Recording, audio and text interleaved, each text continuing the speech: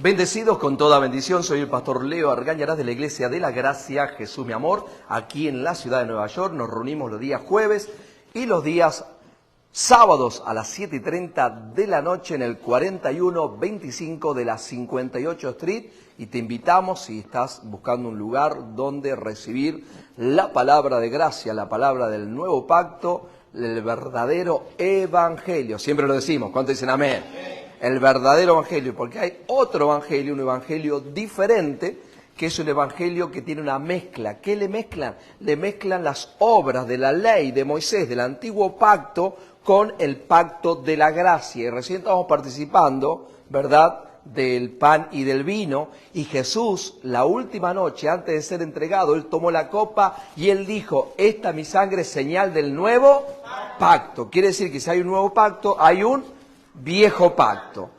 Dios le dio a Israel la ley de Moisés, a Israel, al pueblo de Israel. Pero cuando viene Cristo en la cruz, hay un antes y un después de la cruz. Antes de la cruz tenía que ver con obras, tenía que ver con hacer para calificar delante de Dios. Pero después de la cruz comienza el pacto de la gracia, donde ahora tiene que ver con la fe, creer.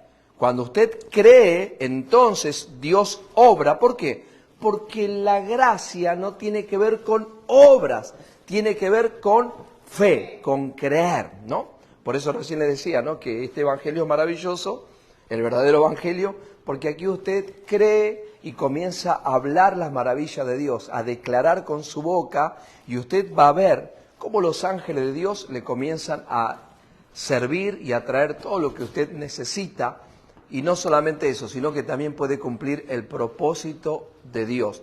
Yo no sé si usted se ha preguntado alguna vez, pero yo desde joven me he preguntado muchas veces, ¿para qué estoy en esta tierra?, ¿no? ¿Se preguntó usted alguna vez? ¿Para qué estoy acá?, ¿no? ¿Para qué? No digo Estados Unidos, sino en la tierra, ¿no? Después uno se pregunta, porque yo vine de tan lejos que yo estaba acá, era joven. Bueno, soy joven todavía. Y yo decía, ¿qué estoy haciendo acá? ¿Para qué vine a este país? ¿Qué estoy haciendo acá? Y después, gracias al Señor, que pude entender el propósito por el cual Dios me puso en esta tierra, y es para exaltar su nombre. Lo mismo a usted también. Dios te puso en esta tierra con un propósito, el mismo del pastor Leo. ¿Cuál es el propósito? El propósito es que la gente le conozca ¿a quién? A Cristo Jesús. Ese es el propósito de nuestra vida. Que el mundo conozca que Jesucristo es el camino, la verdad y la vida. Que Él y nadie llega al Padre sino a través de ¿quién? De Jesucristo. Muy bien. Comenzamos el día jueves, hace 2 semanas comenzamos este tema. Ya este es el cuarto día que vamos a hablar acerca de hablamos lo que conocemos. Jesús decía que de la abundancia del corazón habla la boca. Cuando habla de corazón tiene que ver con su mente. De la abundancia, de lo que hay en tu mente, de lo que usted tiene, es de lo que usted va a hablar, ¿sí o no? Cuando usted habla con una persona y usted lo que la persona le dice es lo que hay ¿dónde?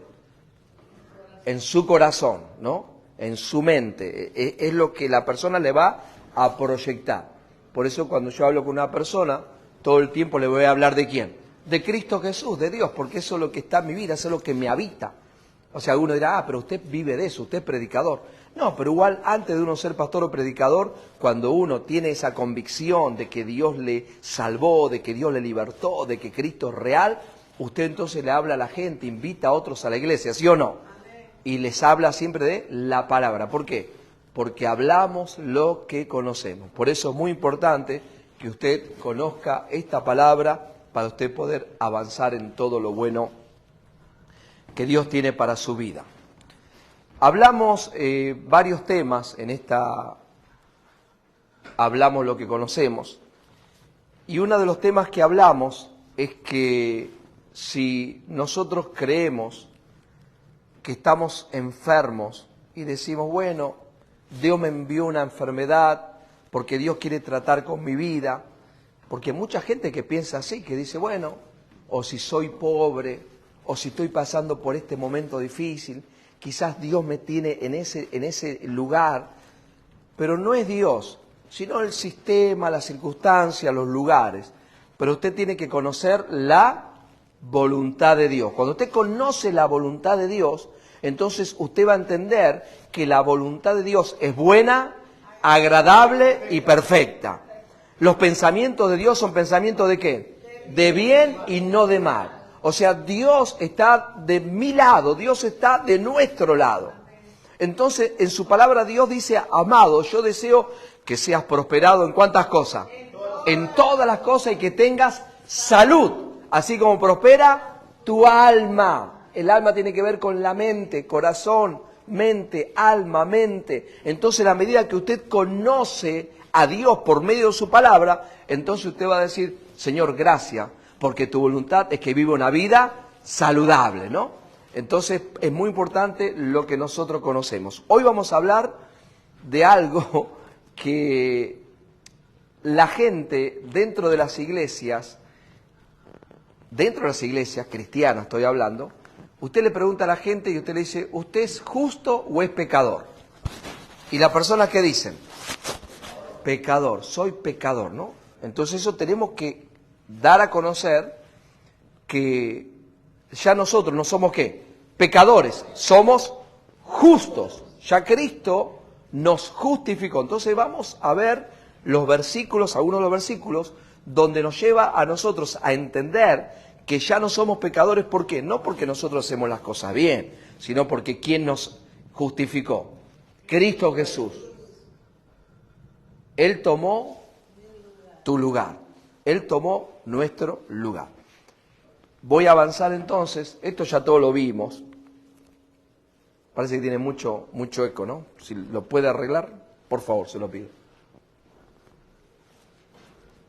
Lo voy a acercar así. Ok, avanzo entonces y usted me lo arregla. Yo voy leyendo.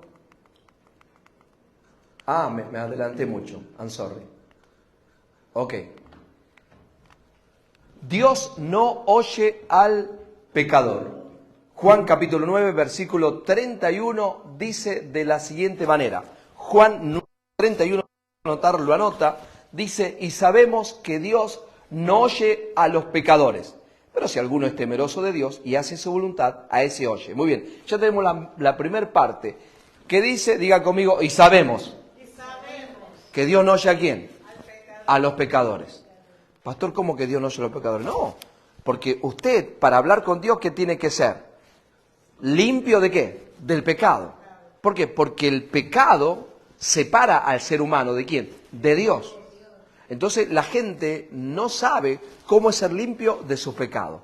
Algunos creen que dice, bueno, si me arrepiento. Otros creen, dice, bueno, si hago buenas obras. Otros creen, si me porto bien, ¿no? Un montón de formas. Otros dicen, bueno, si todos los días, cuando me levanto en la mañana, me arrepiento delante de Dios por mis pecados, cuando me voy a dormir en la noche, si me arrepiento por lo que hice, entonces ya no soy pecador. La gente cree que tiene que ver con lo que la persona hace. Pero es totalmente diferente. ¿Por qué? Porque nosotros tenemos que aprender, como recién estamos enseñando, ¿no? Que la noche que fue tomado Jesús en la cena, Él dijo, este es mi cuerpo que por vosotros es partido.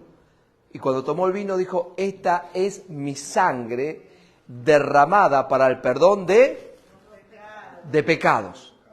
Cuando Jesús se bautizó, ¿no? ¿Se acuerda? Cuando Jesús se bautizó, capítulo 1 del libro de Juan, dice la palabra que Jesús fue al versículo 29, Jesús fue al bautismo de Juan el Bautista y que Juan el Bautista le dijo, no, yo no te voy a bautizar, porque Juan el Bautista sabía que Jesús era el enviado, sabía que era el Mesías.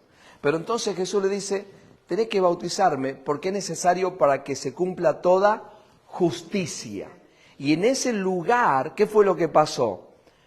Jesús al bautizarse, Juan el Bautista pone las manos sobre Jesús y los pecados de la humanidad pasaron ¿a dónde? Al cuerpo de Jesús. Al siguiente día, dice el versículo 29, que Juan lo vio a Jesús y dijo, he aquí el Cordero de Dios que quita los pecados del mundo. O sea, ¿a qué vino Jesús? Diga conmigo.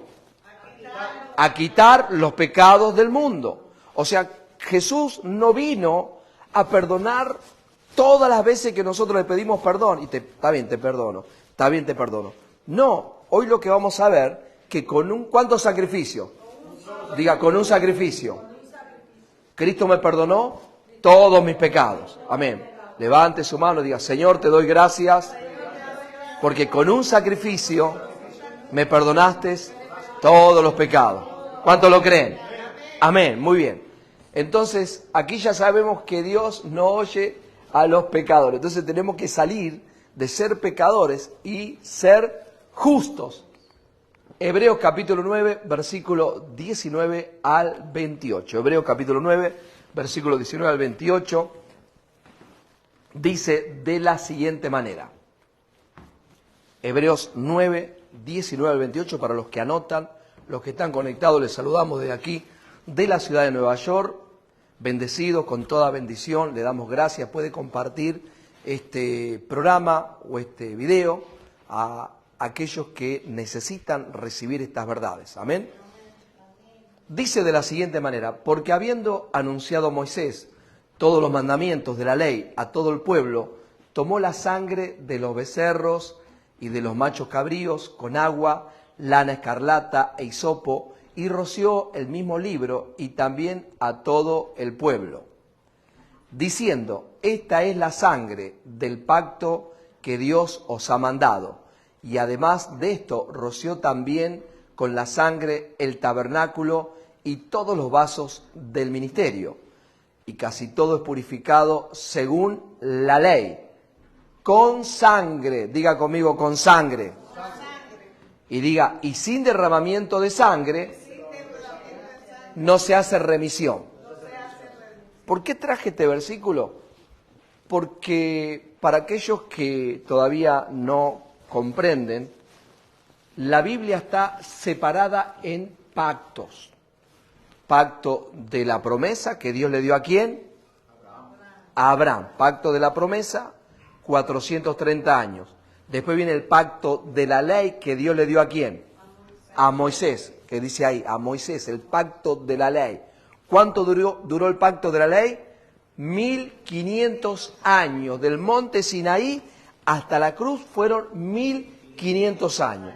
Entonces el escritor de Hebreos le está diciendo a los hebreos, esto ya es Nuevo Testamento, le está diciendo, cuando Dios le dio la ley a Moisés, Dios le dijo que tomen un animalito, que tomen un cordero, y con la sangre del cordero tenían que rociar aún al pueblo de Israel, rociar aún los utensilios del tabernáculo, todo. ¿Por qué? Porque para ellos hacer perdón de pecados tenía que haber derramamiento de sangre, porque sin derramamiento de sangre no se hace remisión. Lo voy a... Bueno, en la versión Nueva Traducción Viviente dice que sin derramamiento de sangre no hay perdón de pecados. Le voy a mostrar ahí está el tabernáculo. Para los que están mirando, espero que se pueda ver también, se pueda proyectar en la pantalla.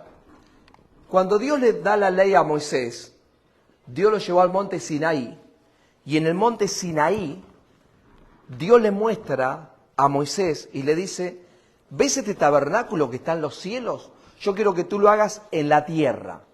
Y en ese lugar, llamado el tabernáculo, van a ser los sacrificios de animales. Esos sacrificios, le dice Dios, va a perdonar al pueblo temporalmente sus pecados. Es muy importante aprender esto porque cuando uno aprende esto estamos enseñando los lunes, ¿no? A los hermanos también, porque cuando uno aprende las ofrendas del derramamiento de sangre, de sacrificio de animales en el Antiguo Testamento, usted entiende el sacrificio de Jesús. Se le revela a Cristo a su vida. Entonces, aquí venía la persona, venía con su corderito, con su animal, lo entregaba aquí en la puerta, ahí ve que hay hombres que están parados. El animal, antes de entrar el animal al altar del holocausto donde se sacrificaba el animal, la persona pasaba sus pecados ¿a dónde? Al animal. ponía las manos y los pecados pasaban al animal. La pregunta que yo siempre hago, ¿cómo sabemos que los pecados pasaban al animal? Por fe. Porque Dios dijo, cuando alguien pecare, tiene que traer una cabra, un cordero, un becerro, y va a poner las manos por su pecado que cometió y van a pasar los pecados al animal. Y los pecados ahora de la persona, ¿dónde están? En el animal. Ya la persona era libre de sus pecados.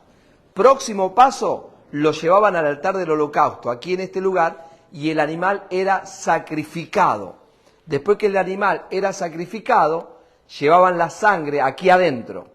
Ahora voy a mostrar la parte de adentro del tabernáculo. Este es el lugar santo, este es el candelero, el altar de incienso, y este es la mesa de los panes, ahí dice mesa y pan consagrado, había 3 utensilios, y acá había una cortina que era hecha de pelo de cabras, y acá estaba el lugar santísimo, ahí dice lugar santísimo, acá estaba el arca del pacto, y cuando se derramaba la sangre sobre este lugar, todo el pueblo era perdonado de todos sus pecados. Primero se hacía continuamente, cuando el pueblo de Israel creció, se hacía ¿cuántas veces? Una vez al año. Muy bien. Ya tenemos entonces que este es el tabernáculo que habla Moisés de la sangre de animales. Volvemos atrás. Y casi todo